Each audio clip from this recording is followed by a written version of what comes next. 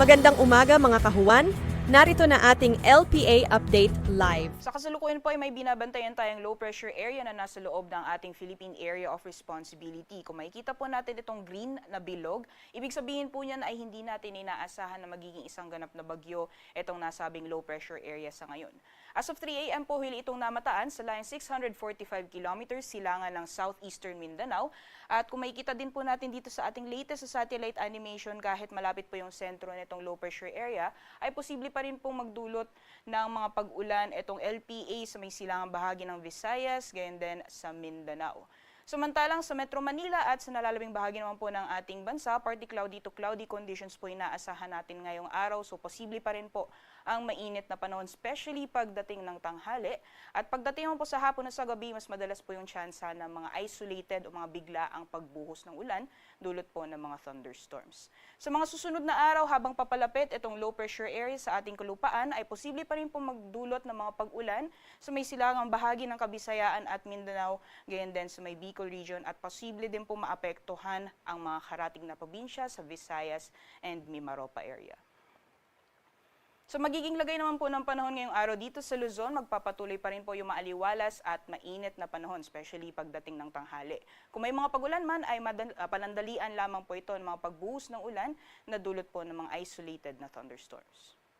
Temperature forecast naman po para sa mga piling syudad dito po sa Luzon. Sa Lawag po ay maglalaro mula 22 hanggang 32 degrees Celsius, 15 to 25 naman para sa Baguio City. At mainit na panahon po inaasahan natin for Metro Manila at Tugigaraw.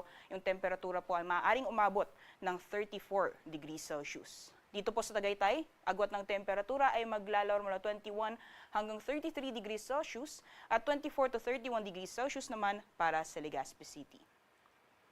So magiging ilagay naman po ng panahon for the rest of the country dahil po sa epekto nitong low pressure area, asahan po natin ang makulimlim na panahon sa bahagi po ng Eastern Visayas, Central Visayas, Siquijor, Caraga at Davao Region. At yung mga nabanggit po na lugar ay posible pa maranasan yung mga kalat-kalat, mga pagulan, pagkidlat at pagkulog.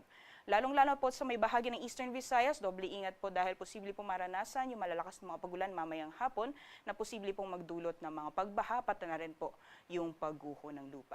Meanwhile, for the rest of the country naman po, dyan for the rest of Visayas, Mindanao at dito po sa Palawan, partly cloudy to cloudy conditions po tayo ngayong araw. At kung may mga pagulan man, ay dulot po ito ng mga isolated na thunderstorms. Temperature forecast naman po para sa mga piling syudad, for Palawan po, ay maaring umabot ng 33 degrees Celsius for Puerto Princesa at sa Kalayaan Islands. Dito naman po sa Visayas. For Iloilo, ang agwat ng temperatura ay maglalaro mula 23 hanggang 32 degrees Celsius at 31 degrees Celsius maximum temperatures naman for Metro Cebu at sa Tacloban.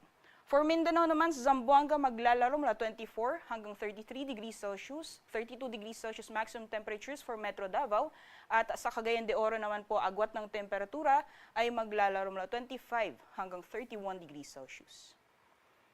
Kahapon naman po, ayon sa ating pagtala, yung heat index po na naitala dito sa Metro Manila ay umabot po ng 37 hanggang 38 degrees Celsius. At yung pinakamataas naman pong naitala kahapon ay naranasan po sa Dagupan City, Pangasinan, na umabot po ng 47 degrees Celsius. Sinusundan po yan ng Vera Catanduanes at Pili Camarines Sur na umabot ng 45 degrees Celsius at sinusundan naman ng Baler Aurora, San Ildefonso, Bulacan, Legazpi City, Albay at sa Butuan City, Agusan del Norte na umabot naman ng 42 degrees Celsius.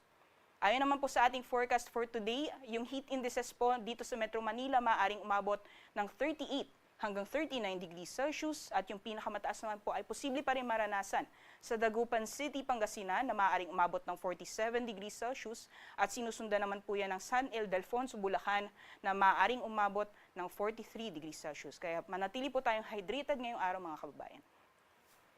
Sa kalagayan naman po ng ating karagatan, wala po tayong gale warning or babala sa matataas na mga pag-alon kaya malaya pa rin makakalayag ang ating mga kababayan sa ngayong araw.